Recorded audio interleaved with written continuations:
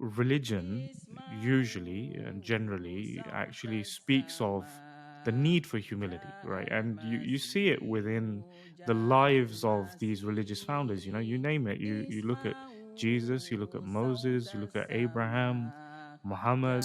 There's some strong evidence that suggests that in certain parts of the world, definitely in the West and in more individualistic cultures, what we're seeing is this increase in narcissism. On the one hand, we're talking about this narcissism epidemic, right?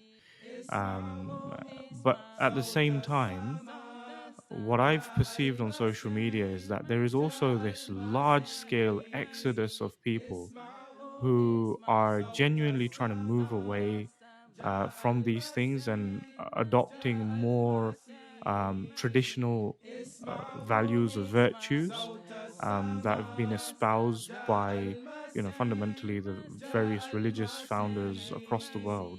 Some philosophers consider humility to be a liberatory virtue, right? It helps liberate because it helps align us with the truth of the world around us. We see ourselves accurately and the world around us accurately. جاء المسيح جاء المسيح اسمعوا صوت السماء جاء المسيح. Hello, everyone, and Assalamu alaikum wa rahmatullahi wa barakatuh. May the peace and blessings of Allah be upon you all. I'm pleased today to be speaking with Dr. Daryl Van Tongeren. Dr. Tongeren is an associate professor of psychology at Hope College. He completed his PhD in experimental social psychology at Virginia Commonwealth University in 2011. He was named the 2016 Association for Psychological Science Rising Star. More recently, he was named a Fellow of the Midwestern Psychological Association and a Fellow of the International Society for Science and Religion. He is interested in deep and enduring questions about the human condition. As a social psychologist, he employs experimental research to investigate meaning in life, religion and identity and virtues, and has 150 scientific publications in this regard. He's also the author of 2 books, The Courage to Suffer, as well as Humble, The Quiet Power of an Ancient Virtue. Now, in this episode, we will be speaking to Dr. Tongeren about his research on the importance and value of the age-old virtue of humility, which he has shared in his book Humble. We will also be particularly analyzing the current societal trends towards narcissistic behavior and how that is affecting our lives.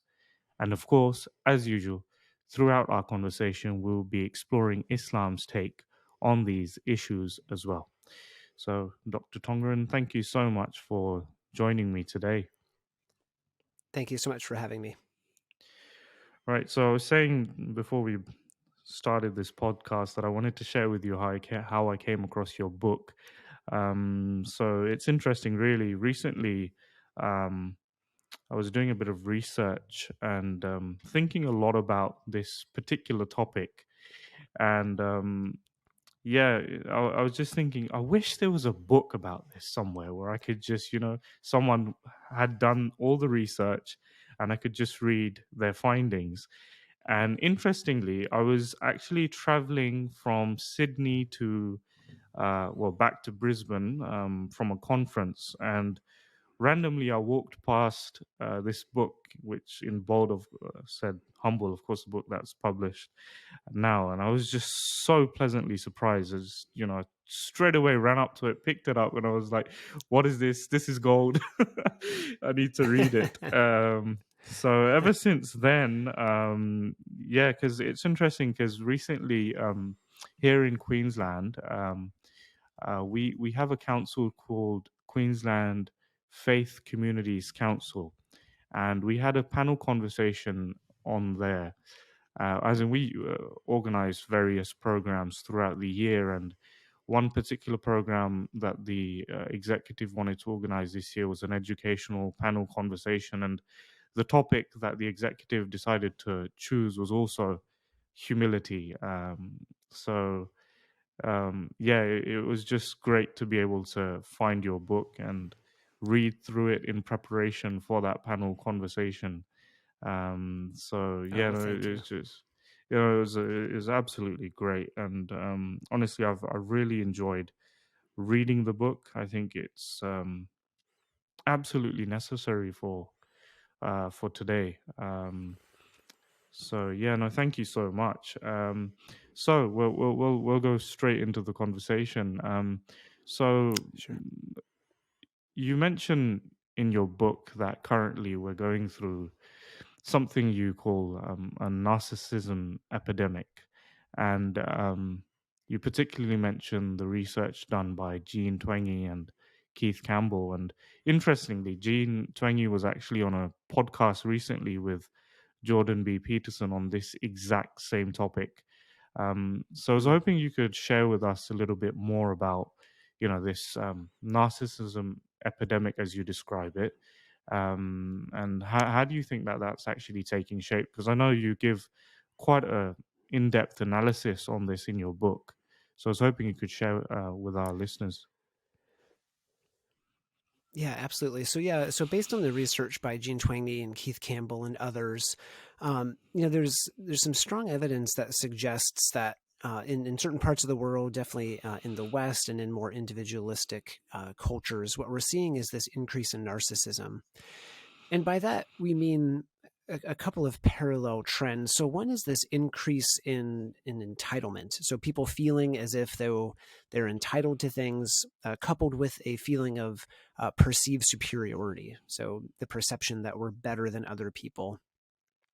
And so when we feel entitled and when we feel as though we're superior to others, one of the things that happens is we start creating a sense of self-worth that's based on external contingencies, so things outside of ourselves. And so we go looking for our worth and our value in the amount of money we make, or our perceived attractiveness, or the number of followers we have on any social media platform.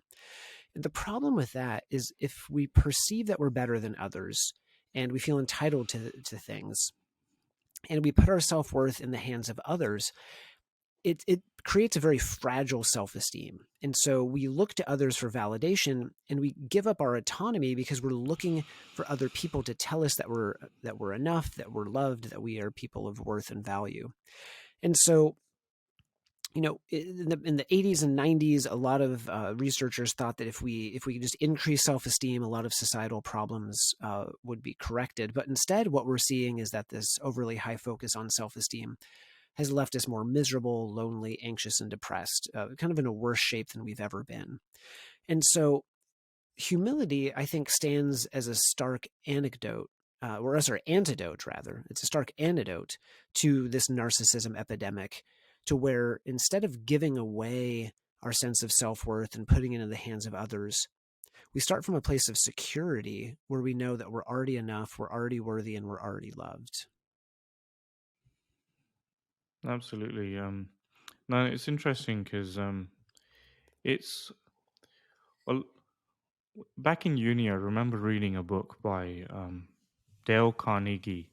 I hope I've pronounced his name correctly. And Yeah, um, yeah, yeah, so I'm sure you know what I'm talking about. It's how to win friends and influence people, right? And I right, found that right. really interesting because I was drawing parallels with what some of the stuff that you mentioned in your book. And, um, he mentions how.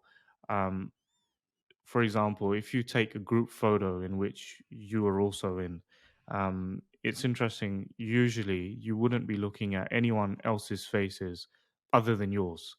Right. And similarly, he was mentioning how um, the best way to influence another individual, or if not influence, try to actually win over their favor or become friends with them, is just to listen and genuinely just contribute to the conversation about them rather than yourself. And I think you mentioned in your book something about people taking 8 selfies per day now, and that's just Yeah. remarkable.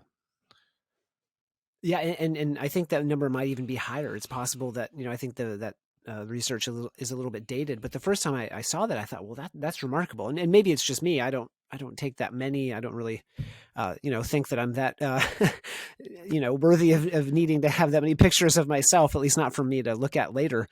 Yeah.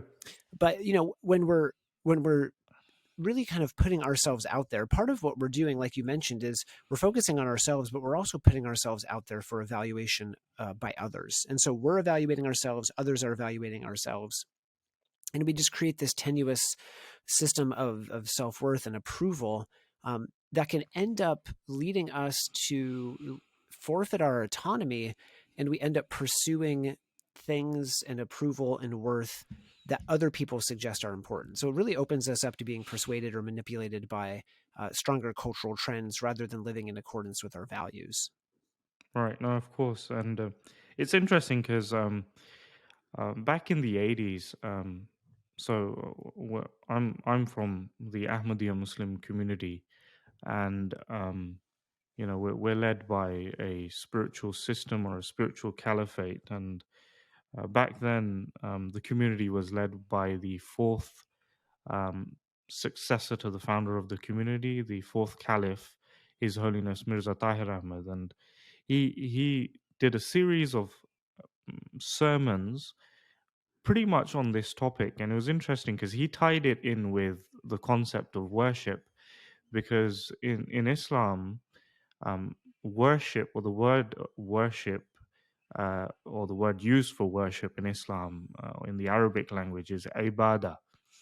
And ibadah quite literally means that you admire someone so much that you decide to take on their impression upon yourself, right? And Islam being an Abrahamic faith and following in the line of Judaism and Christianity, it teaches that you should be living in the image of God, etc. But it also teaches that it's possible for you to, instead of worship one God, it's possible for you to worship a myriad of gods, and in that way give away your own freedom, in allowing the society to map your life for you. And I found it quite interesting because I think it ties in quite well with exactly the concept that you're explaining, that today, I think it's the situation's been exasperated because of the rise in social media and the use of social media, and the way we try to post our images online to seek validation from others. But I think the concept is quite similar, really, isn't it? I mean, Islam teaches that, Yeah. well, if you will not worship one God, and it can be argued if this God is conscious or unconscious.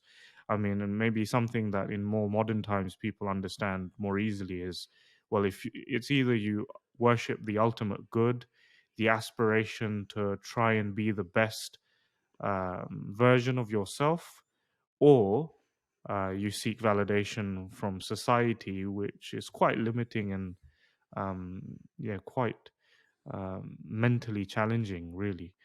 So yeah, no, I found a lot of similarities between the the research that you've done, and what I think what's really wonderful is that it really brings it to a contemporary audience, because I think sometimes when we come from the perspective of religion, um, it's difficult to process these ideas, because sometimes even the language is quite archaic, and you don't really fully Right. comprehend what's being said. um, but what you're doing is absolutely terrific. So I think there's a few other things that you also mentioned in this analysis to do with um, the narcissism epidemic that we're going through. You mentioned something about we selectively choose our friends, and we end up in echo chambers as well. How is that happening? Yeah. Yeah. So, all of us humans have these different cognitive limitations and cognitive biases. And one of the biases that we have is a confirmation bias. And this is the process by really we seek out information that confirms beliefs that we already have. And so, if you are of a particular political persuasion, you'll seek out news sources and check news sources that align with your political persuasion, regardless of the side of the spectrum you might be on. And then we tend to choose friends that are similar to us, both ideologically and in any number of ways.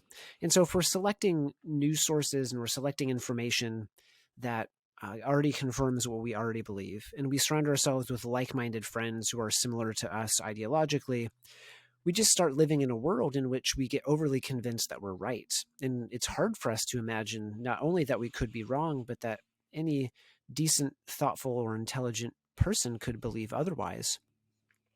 And even when we encounter information that disconfirms or runs counter to what we believe, we just discount that information or discount that individual as being uninformed or unintelligent or otherwise subhuman. And so really, we have become so accustomed to being right, and we've been so accustomed to being only seeking out and being fed information that confirms our worldview. It becomes challenging for us to approach and discuss areas where there are deep divisions or disagreements. And we've fallen out of practice in having hard conversations. I have personal examples. I know people who, because of political differences, their families have stopped communicating with them. They've not been invited to get-togethers.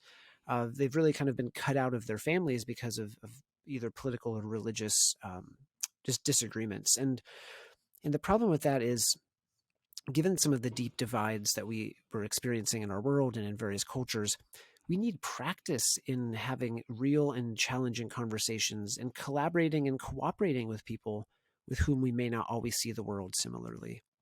And so I think humility is one of the ways that can help bridge some of those divides and kind of help bring us together with a spirit of cooperation rather than division. Yeah, that's interesting what you mentioned about how we choose to. Um, well, one, it's difficult for us to now listen to opinions that are either opposed to our own or different to our own, and we selectively choose a crowd that doesn't decide to disagree with us. And it's interesting because um, different analyses that have been made over time over totalitarian regimes actually point to this particular fact that those at the top of such regimes, they tend to isolate themselves in a pretty similar fashion, really. So it's a stark example, but I think it's definitely something that we should be very worried about. And I think you're absolutely right. I think um, nowadays there is, unfortunately, I would say, this strong shift towards not being able to have conversations, and people more and more becoming, I think, agreeable than disagreeable in a constructive way. And I think that's causing a lot of issues in society in general. And in your book, there was one incident that you mentioned that I really resonated with, and I think it's a perfect example of what can be achieved if you're willing to just listen, and if you're willing to just hear the viewpoint of the other individual. You mentioned how, I think, one of your students who's from an African American background, she came to you because I believe at your uni they were thinking. Well, I'll let you narrate the incident. Um, Yeah, yeah. yeah, yeah. Thanks for bringing that up. Yeah, so one of my students who was an African American student and came to me, and I'm a white male, and she came to me and said, you know, I've really hesitated coming to talk to you because you're a person of authority, and truthfully, there's kind of a history of kind of fear associated with white men in positions of power and authority. But I really wanted to talk to you because some of the things that we've been talking about in our social psychology class have really resonated with me, and I'm a bit concerned because the college was debating whether or not to arm its campus safety officers, and given some of the research we know about um, armed campus safety officers or armed law enforcement agency or agents. She was a little bit concerned that she and some of her classmates and friends would feel and be unsafe. And so she shared her concerns with me, but also kind of shared that it took courage on her behalf in order to have this conversation. And in the moment, I had previously thought of myself as someone who was, quite approachable and personable, and I hadn't envisioned myself as someone who was intimidating. And so it was really a touching moment as she became emotional, I became emotional, and I it shared that her vulnerability meant so much to me, and I was vulnerable with her about uh, how much it was how meaningful it was to me that she would have the courage and vulnerability to come talk to me about that. And then I went and I followed up and shared the concerns with the administration, and they had received other concerns. It was not just hers, but it resonated with other concerns. And I told her I would follow up, and in the end, they decided against the policy, much to the relief and delight of my student and other students. And when I followed up with her, she was surprised and delighted that I did. And really, that was a moment where another person's courage beckoned forth from me a deeper sense of empathy to try to understand her perspective and really what she was feeling in that moment. And it was a moment where I think we both grew in empathy and probably both could gain a little bit of humility, if I may, in the moment, because we were able to see each other's perspective and value each other's needs at that time. Yeah, well, and it's, I would say it's not easy. I mean, it's I Oh think in no, it was yeah, hindsight, not at all. yeah, no, because I mean the way you've obviously really eloquently put it. I think sometimes when we listen to really wonderful narrations of, inspirational stories taking place in society, sometimes we really undermine how difficult that Yeah, actual experience would have been. yeah, Because I think of it this way. I mean, um, usually for someone of color to come up to a white male and particularly address this issue, um, of, that, well, I'm afraid for my life. And obviously there is an ongoing issue in the states with, gun right, control, etc. So right, I would have expected that situation to be quite confronting. And it's possible that, a lot of people would have actually, instead of trying to understand the individual, taken offense to this whole situation altogether. As in, what do you mean, that I'm a white male, or that the security guard should have a gun, and that could even be a situation in itself. Ultimately, it's a question of the security of students, right? I mean, what I'm right, saying is that you could have technically posed a number of reasons why she doesn't need to be worried, right? And how right, it's all right. just a figment of your imagination. You're unnecessarily worried. But, I think it takes a great deal of courage to be able to just listen and just accept that, well, yeah, Hmm. there is this overarching issue there, though it doesn't necessarily have anything to do with color, or particularly being a white male. But I think that example is quite powerful in itself. And the reason I particularly mention it is because you also mentioned in your book about the fact that, our default position is to be defensive, right? I mean, I don't Yeah, think right, it's easy for human beings to be able to listen to criticism, or to listen to something that is against their worldview, or even against their whole being in itself, right? So I was hoping you could explain a little bit about that. I mean, why is that? Why is it that we're, by default defensive, and which, makes it quite difficult for us to even maybe even consider the question of humility? yeah, yeah. Thanks for asking. And yeah, and that moment, that was challenging, and that was difficult. And I'm glad that I stuck in there and really did try to listen. And you're right. Our default is defensiveness. And one of the reasons why our default is defensiveness is when it comes to our deepest held beliefs, to our worldviews, those worldviews and those deepest beliefs oftentimes answer what researchers call existential questions, right? And these are questions like, who am I? And what's the meaning of life? And what happens to me after I die? And so, for example, religion or political ideology or national narratives oftentimes kind of help provide us with a sense of meaning and structure that allow us to interpret what's going on in the world and navigate our way around the world. And they tell us the kind of person that we should be. And they make claims, some, at least religious worldviews, make claims about what happens to us after we die.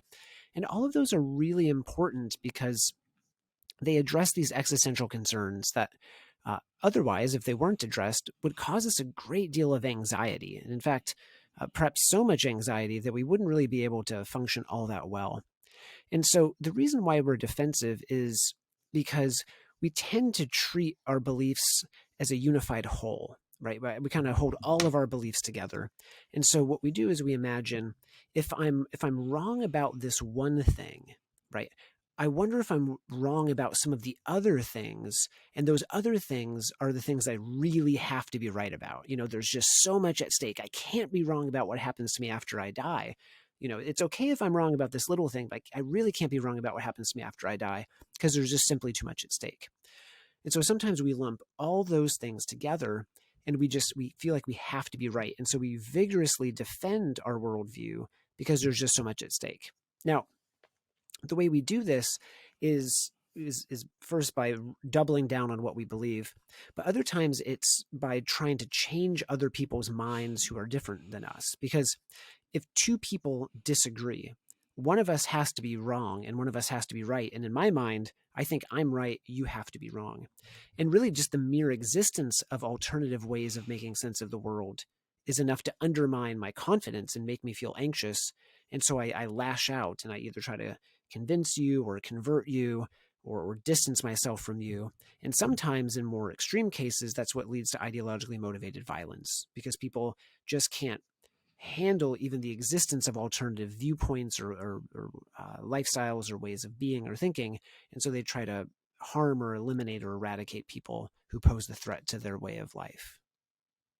Yeah, and it's just when you were making that description, I think what was going through my head, because obviously I'm myself a minister of religion, and most of my work is to do with community and uh, religious studies, etc. And one thing that I find absolutely abhorrent to religion, but it's rampant, is just religious extremism. And it's just Yeah. because what makes it really difficult for me to understand is religion usually and generally actually speaks of the need for humility, right? And you see it within That's right. the Yes. lives of these religious founders. You name it. You look at Jesus, you look at Moses, you look at Abraham, Muhammad,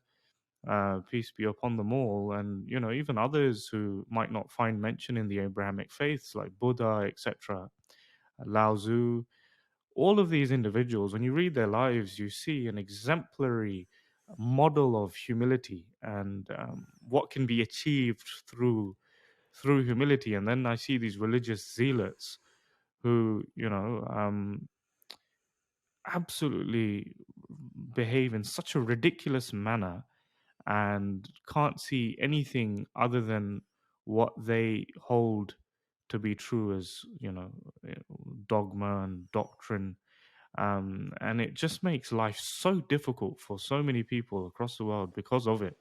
um, particularly in the subcontinent, like places like Bangladesh. So I'm originally from, though I was brought up in the UK from when I was like 2 years old, but I was originally from Bangladesh. So I've visited Bangladesh a few times, and I've seen the effects of this behavior, where unfortunately these religious leaders they don't come anything close to the concept of humility.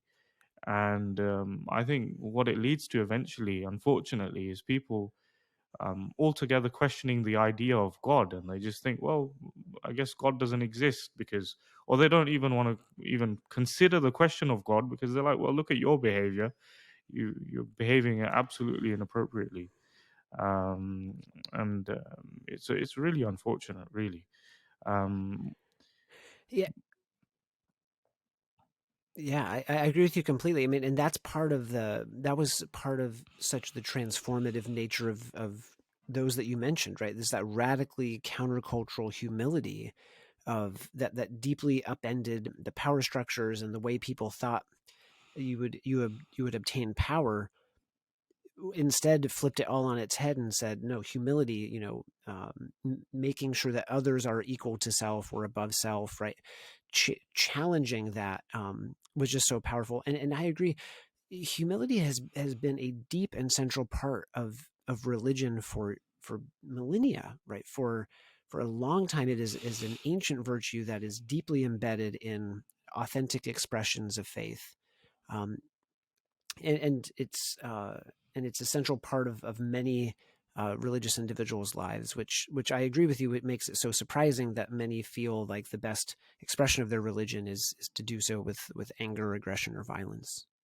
yeah, absolutely. Well, um, yeah, I think now that we've spoken about, one, the issues that we're facing in contemporary society today is due to some of the ways people are behaving on social media. And then also, this idea of how we as humans are generally just defensive, and I guess it's difficult for us to even consider the question of humility. I think it's worthwhile to actually ask you, how do you even define humility? Because that in itself is quite confusing to a lot of people, right? I mean, I think Yeah. humility on display, it's something which you can kind of understand, and especially when you read about it, especially when you read about the lives of past prophets and how they behaved, you can straight away tell that, well, this person was humble in nature, but how do you even describe what that is? What is humility? Because I know you've given a wonderful explanation in your book about it. Oh, thanks. Yeah, I kind of think about it in two different ways. So, one way to think about it is that humility is about knowing yourself, checking yourself, and going beyond yourself. So, in terms of knowing yourself, it's having an accurate assessment of who you are, including your strengths and your weaknesses, right? The things you're good at, the things you're not so good at, areas where you can grow. The second is checking yourself. So, that's reining in some of your selfish or egoistic motives and behaviors, and kind of sharing the praise and accepting your fair share of the blame. And then the third is going beyond yourself. So, really prioritizing the needs of other people, making sure you're seeking out to understand their perspectives and putting their needs at least as equal to your own. And maybe a second way of thinking about humility, if you want a metaphor, is just thinking about humility as being the right size. So, not too big in a situation, but also not too small. So everyone's pretty familiar with being too big in a situation, right? That's the narcissistic arrogance where you come in and maybe you're a novice and you just assume that you know it all. But also, humility is about not being too small, right? It's not humiliation, it's not servitude, right, or servility. It's taking up the space that you've earned and what your expertise allows. So it's not being too small, not being too big. It's being the right size. So, like keeping all that in mind, if you were to apply it to the initial discussion we had in terms of um, seeking validation from others, particularly through social media, I mean, how would someone try to be more humble on social media, and um, and in general, in face of this narcissistic epidemic that we're facing at the moment?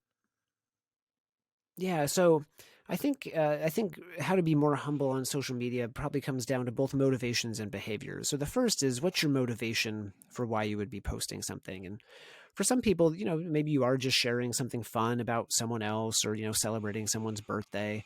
But if your motivation for sharing something is to boost your self-esteem, or because you want people to reaffirm how terrific you are, or to kind of enhance your ego, you're probably not approaching it with the best motivation. And then in terms of behaviors, look at the degree to which you're accurately and actually reflecting reality, right? Are you spending a lot of time editing and only promoting a certain version of yourself that might not be an accurate representation of who you are in real life? Are you only showing your best moments, right? Because then we start creating this illusion and we start self-promoting that illusion instead of allowing other people to see us authentically and us authentically interacting with the world. Absolutely. That's interesting because you say motivation, and I think um, a word that's usually used in religion, which I would say can be interchangeably used with motivation, is intention, right? So Yes. the in the Islamic tradition, you've got the Holy Scripture of Islam, which is the Holy Quran, which we believe was revealed to the Holy Prophet Muhammad, peace be upon him, just like Revelation was revealed upon the previous prophets of God. But then there's also um, the practice of the Holy Prophet, which is safeguarded in the tradition known as the Sunnah or the Hadith, right? And the most authentic book of Hadith is called Bukhari, and the first narration within that book that's been presented by Imam Bukhari is actually this, that innamal a'malu bin niyat, that is that our deeds are judged by our motives or our intentions, right? Or fundamentally what it means is that your deeds or your actions are in accordance with the intention that you put in place at first. And the narration goes on to say that an individual goes to achieve that which he attends to, um, in particular.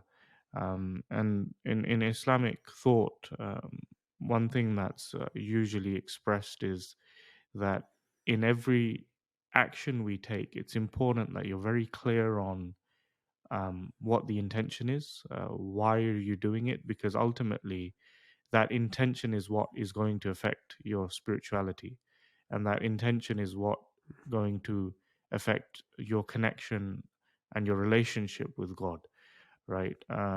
So yeah, I find that really interesting, the whole, what is the motivation behind it, because I remember one young individual coming to me in my community and asking me a similar type of question, um, regarding how can we be more aware and conscious of what we're doing.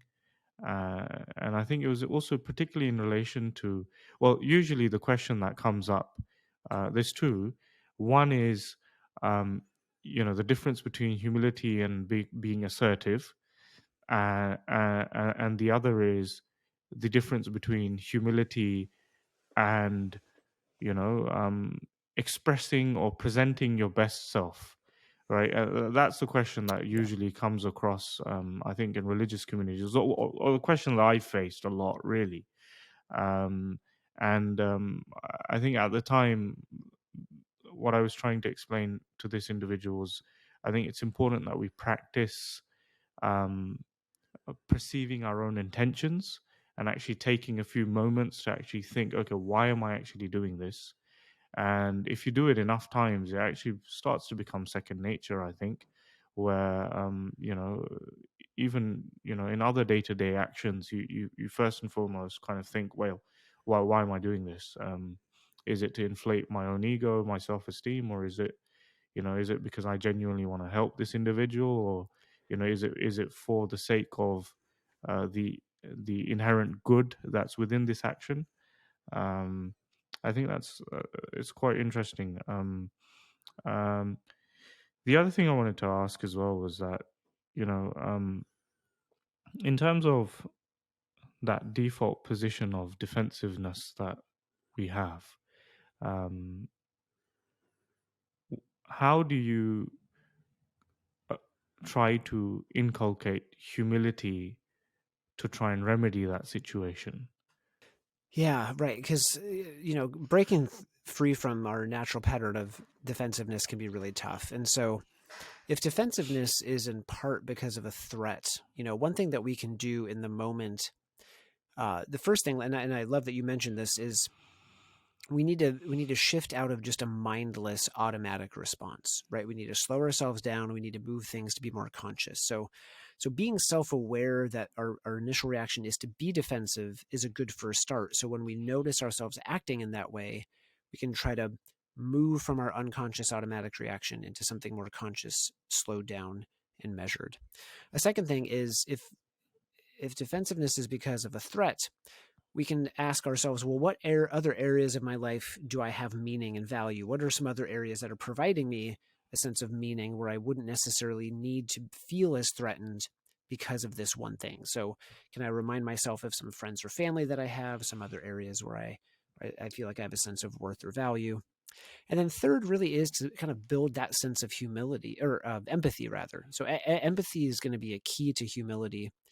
And when you're feeling defensive, imagine taking the other person's perspective by asking yourself, why are they believing what they're believing? Is it possible that they're absolutely trying their best? What could be motivating them to hold this position? And what can I learn from them? Can I be curious and can I learn from this other person's perspective rather than just trying to convince them that I'm right and demonstrate the superiority of my own views? Absolutely. It actually also reminds me of a narration of the Holy Prophet of Islam. Um, so you know how I was mentioning that usually when it comes to the question of humility, uh, we sometimes wonder, well, can you be assertive and humble at the same time, or can you present your best self? Can you have, I think, even in more simple language, can you have good things and still be perceived as humble, right? And this was actually a Right. question that was put to the Holy Prophet, because the Holy Prophet of Islam once said that you cannot enter heaven and if you have even an iota of arrogance within you, right? And obviously that can be explained in a number of ways, and I think fundamentally um, what we believe is that that paradise or heaven is something that can be found within this life as well, depending on how you behave. And Islamically speaking, um, it's important that we develop that paradise here, because if you're blind here, well, according to the Holy Quran, if you're blind here, you'll be blind in the hereafter. And if you're not able to attain peace of mind and peace of heart here, then expecting that would be the case in the hereafter is, is not really ideal. Um, so, he was saying that if you have an iota of arrogance within your heart, then it's not possible for you to achieve a heavenly life or heaven. And straight away, one of his companions turned around and he said that, well, people like to have good shoes and good clothes, and you know, what about that? Isn't that contrary to what you're saying? Because isn't that a show of arrogance, or in contrast to humility, right?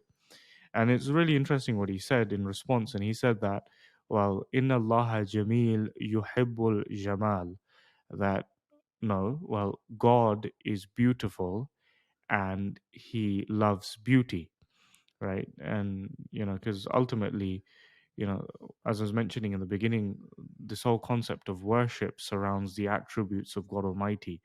Islam teaches that if there's anyone that you should be humble before, it should be God, in acquiring his attributes, and that's how you try to live the best life, by imitating the perfect attributes of God. So if God is beautiful, then that's not contrary to how you should be behaving. And then he added further, though, he then further explained. He said, arrogance is only two things. He said that it's the rejection of truth, or not being able to accept when truth is presented to you, and two, to consider yourself to be better than others, right? And Mm. Yeah. It's just incredible because I think um, it's perfectly along the lines of the what you've described. In first and foremost, having the ability to be able to accept the truth when it's presented to you, right, and not Yes. and taking it for its merits. Of course, but if the evidence is there, then having the ability to actually just accept that, well, yeah, this is true. And secondly, having that empathy for the others and not considering yourself to be any better than anyone else. I think it's interesting how these prophets of God, and you get these similar examples from like Jesus and other past prophets who've explained this in such a concise manner. But I think it's just lost upon us today because I think we think differently today, and it's just so incredible to see the research that you're doing to kind of really delve deeper into these fundamental truths that were expressed in the past.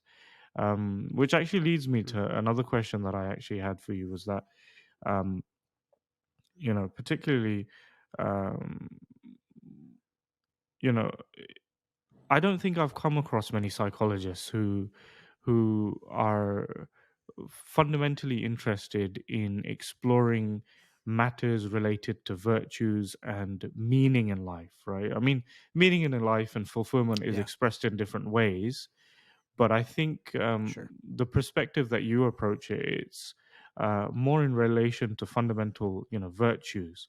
So, what Sure. actually what actually drew you to this type of research, and why do why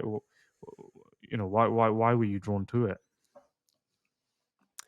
Yeah, so I got introduced. My introduction to social psychology was in part through the lens of a social psychological theory called terror management theory that had to do with how we come to terms with the realization that one day we're going to die.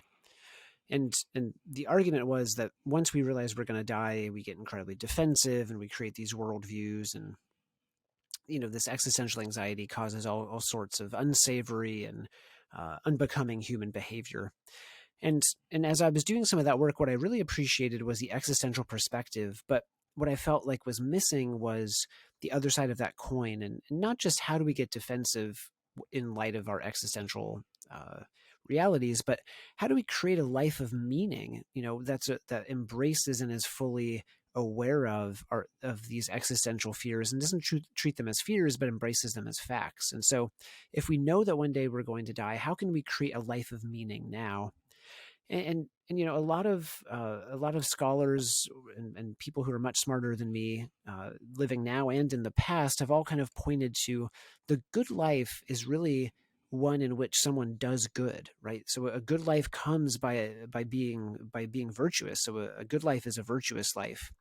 And so some of my work has focused on how some of these virtues, such as forgiveness or humility or gratitude, can come together and really contribute to a life in which people perceive as being incredibly meaningful. And part of how that happens is these virtues make our relationships better. And so our relationships are better when we're humble, when we're open and we're willing to listen and take the perspective of our partner. Our relationships are better when we forgive and we ask for forgiveness, when we're grateful and when we can appreciate the good things that have been given to us by others or by something larger than ourselves.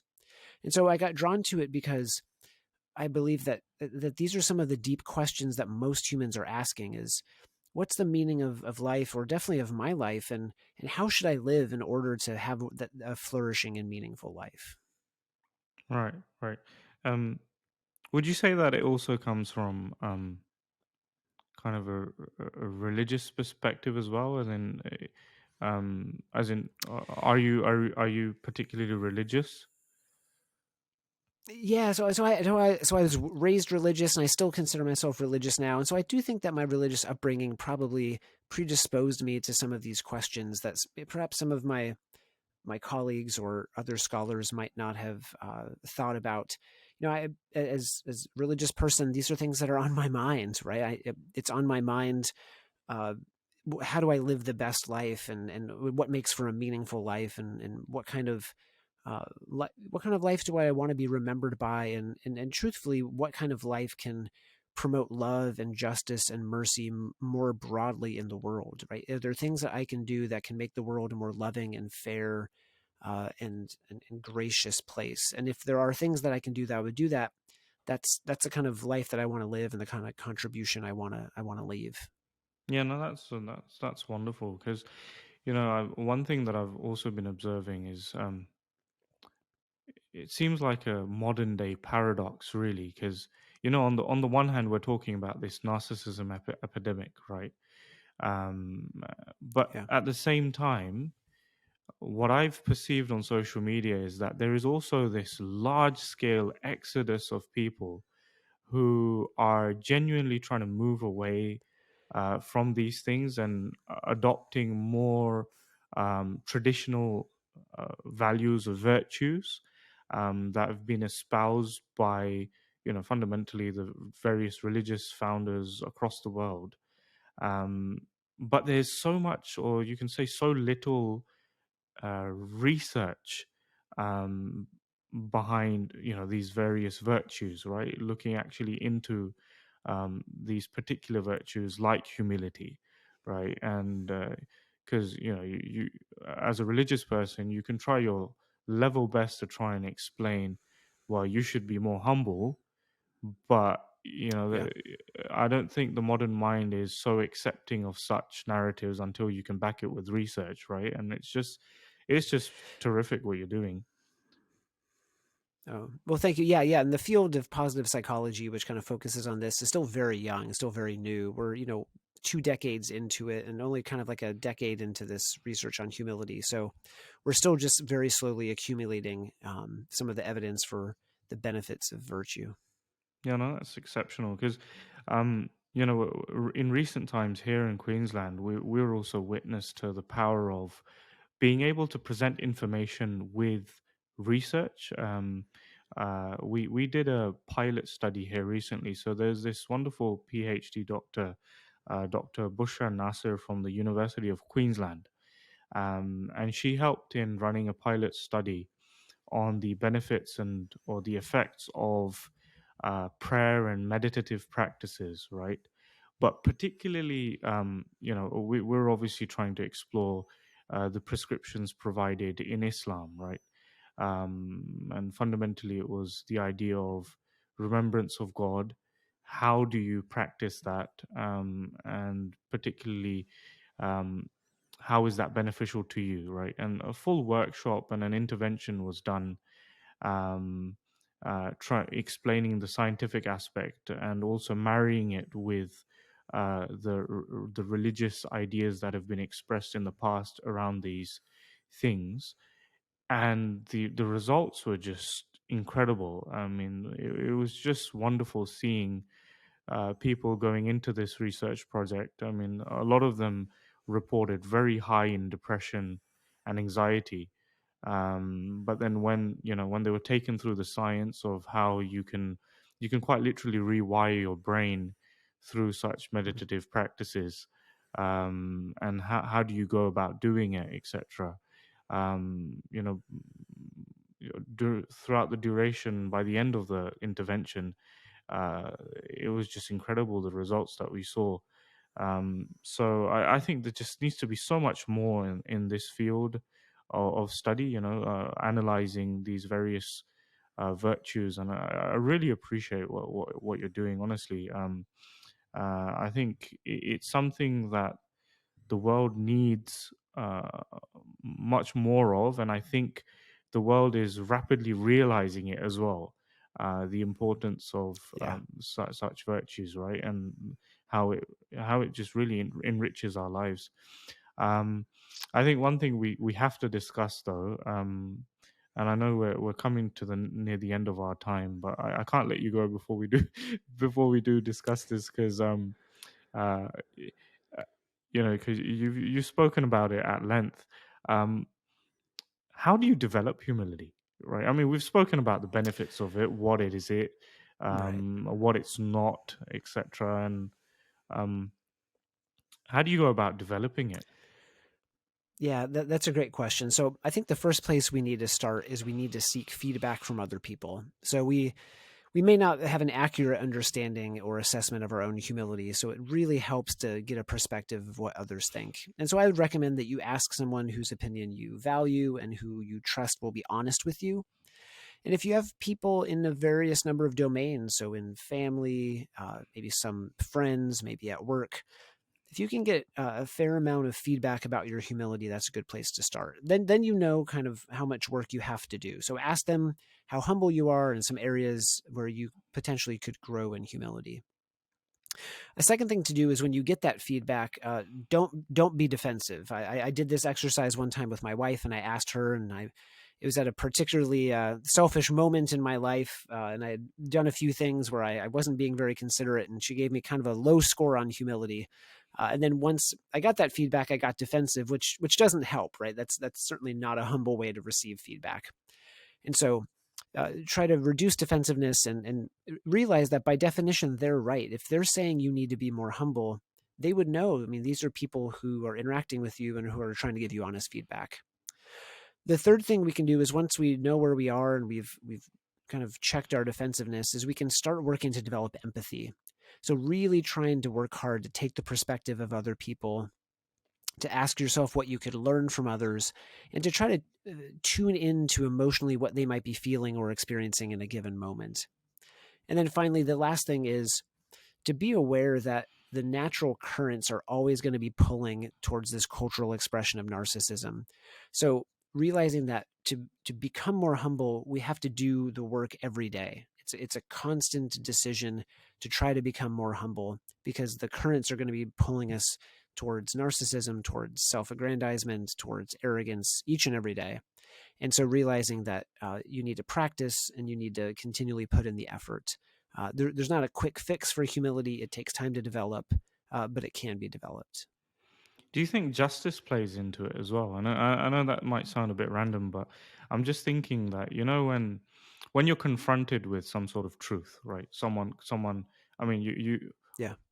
when you seek out um, some advice on your behavior, right? Or if you don't seek out advice and someone just comes to you and kind of brings to your attention that, well, maybe you could have done this better, or maybe this is not how it is. Because the reason I mentioned justice is I'm just wondering, um, to lower your defense, if it's necessary for you to be able to accept truth in the first place, based on its merits, based on the evidence that's provided to you, then don't you think justice also has a place there where you actively think that, well, justice dictates that if the evidence is presented before me and it's right, then I accept it for what it is, rather than, doubling down and kind of trying to prove what I'm saying is right, though I don't have the evidence to back it. Yeah, yes, that's exactly right. I love that perspective. That yeah, you are changing your mind in light of sufficiently strong evidence, right? Not changing your mind just for anything or being wishy washy or not holding an opinion, but changing your mind for sufficiently strong evidence because it is just and right to do so. You know, some philosophers consider humility to be a liberatory virtue, right? It helps liberate because it helps align us with the truth of the world around us. We see ourselves accurately and the world around us accurately. So I do believe that it does complement quite well with justice. Yeah, because yeah, no, I know in my own personal life that's something which I've come across many a times, where um, I think it's just easier to accept when you know that the evidence is there. Then instead of, I think straight away you kind of know, if you're still going against the evidence, then it's definitely your ego. You know, Right. it, That's exactly it right.